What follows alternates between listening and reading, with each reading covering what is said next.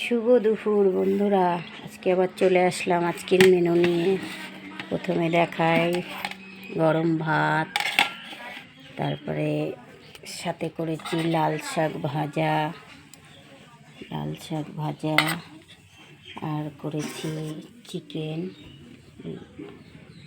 আলু দিয়ে পাতলা ঝোল করে চিকেন করেছি। আর সাথে আছে আজকে মাখা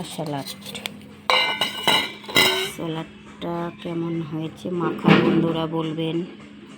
এরকম করে মেখে খাবেন, খুব ভালো লাগে। গাজর, শসা, পেঁয়াজ, লঙ্কা, লেবু, কাঁচা লঙ্কা দিয়ে মাখিয়েছি। সাথে আছে গন্ধরাজ লেবু। কেমন হয়েছে মাখাটা বলবেন কমেন্টে বন্ধুরা। এই ছিল আজকে আমাদের মেনু রবিবারের। আজকে বেশি কিছু করিনি, এই পর্যন্তই।